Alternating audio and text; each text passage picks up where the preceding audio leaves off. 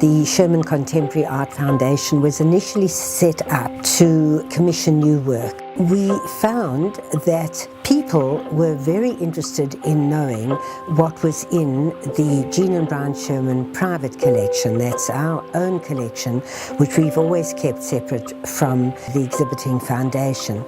And so the idea was born to have a series of exhibitions called Collection Plus, whereby an external curator was appointed and selected work from our collection, and the work or works by the same artist from any collection, whether public, private, worldwide.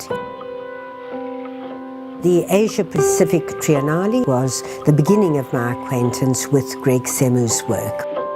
The work remained in my mind. I did some research, and I waited to see whether other work popped up in other biennales. And the moment came at the Sydney Contemporary Art Fair when the Alcaston Gallery, under the leadership of Beverly Knight, had a body of work by Greg Semu.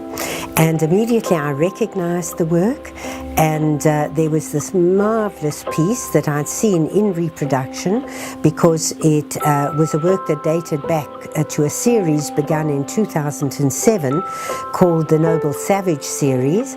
And this work drew me in immediately because of my interest in France. I did my doctorate on French literature, and so there was Napoleon crossing the Alps, part of detail from a very famous work by Jacques-Louis David, a 19th century romantic painter. But instead of Napoleon, we had Samoans surrounding Napoleon with their tattoos and their paraphernalia of war. I recognized Greg Semu's work immediately and felt very drawn to this piece.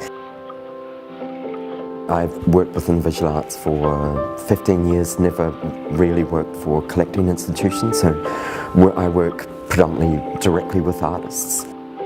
My first approach was to spend, a number of days with Greg and get a sort of a sense of the underpinnings of his practice, and not think about the works directly themselves, but to think about his approach to making art and his reasons for making art and his personal narrative that informs his practice. But one thing I was particularly struck by was his extracts from his diary that he'd been producing over the course of that year. And so this was something that we came back to, and as it turns out, Greg is a prolific drawer and note maker and mark maker, and these quite often take form not only in an artist diary but in an actual traditional diary. And I was thinking about a way that we could make the process of production and the process of thinking evident within an exhibition outcome. Approximately 17 years since that first body of work was made. So the first body of work was made with black and white film that I processed myself, and then shot with a Homaei 6.7 camera, window light in my bedroom. And the 2012 version is shot with a digital camera. It's in color, it's all artificially lit, and it's kind of like hyper real, hyper detailed. Kind of autobiographical, and again it's documenting. I was documenting the salmon tattoo, so it's front, back and side. There's always a reference to the decapitated head, but it's like, the whole point of it being decapitated was to make it really generic, and was to eliminate my personality, and to show it as this is a traditional ceremonial archetype that's 3,000 to 5,000 years older. The salmon tattoo keeps permeating my religious work that I do on Christianity, because it's a dialogue that I have, and it's like the Christian storytelling, and the Christian religion is roughly 2,000 years old. The salmon tattooing is 3,000 to 5,000 years old. So what I'm saying is that the salmon tattoo predates Christ by 1,000 years or more. And also I'm talking about the dialogue between Christian colonization in the Pacific, and it's like how quickly we have short-term memory. So it's like when you ask practicing Christians today and other religious demographics, what religion was there before Christ? No one remembers. So I was like, well, the tattoo is the salmon tattoo is an archival sort of like cave painting. in a strange way, you know. It's one of our authentic symbols. Greg Semu is essentially a storyteller.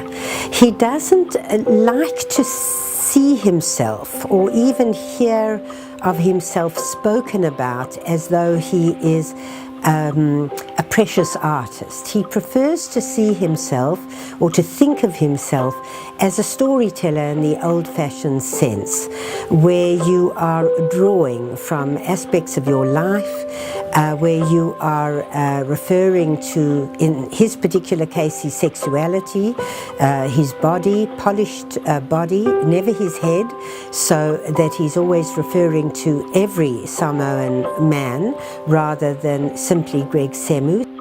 In my opinion, the Collection Plus series is not about the artist. In fact, the artist is the vehicle and secondary. My opinion is it's like the real star of this show is the curator and the collector. I don't really work with objects or works themselves, and I certainly don't. My general approach is not working with things outside of the artist. So this was, took a bit of thinking for me to consider how I might be able to approach an exhibition that is largely based around existing works, but still have a degree of agency and still working quite conscientiously and directly with the artists themselves. When I thought about the audience experience coming into this environment, I was really trying to think about how we might be able to create an environment that was far more immersive and in some ways nodded back to the colonial underpinnings that Greg is really trying to unravel and bring into question and deconstruct in many respects. I keep returning to this idea of a number of visits that I've had on occasion to places like the Savage Club or the Australian Club, and this idea of these 19th century clubhouses essentially made by men, for men, to gather together and think about their position in the world, their very elevated position in the world, and to think about all the objects that they bring from the world back into this environment. So in some respects I was trying to emulate this kind of decor or experience, in some ways kind of reflecting upon a 19th century interior. Wallpaper seemed to offer a kind of an intimacy and a historicism. So I was really very much thinking about the non-neutralization of the space itself. And so through this I was also thinking about what it is for an artist to produce works that end up in part in institutional collections, but also to a large degree end up in personal collections. So these are works that are then lived with by individuals, by families, very much within a domestic setting and very much in a day-to-day manner. So in respect, this exhibition, the construction of this exhibition nods to the domesticisation of an artwork's placement, but also tries to remove that domesticised environment as well and create something like a private institution that's a housing vessel for these works.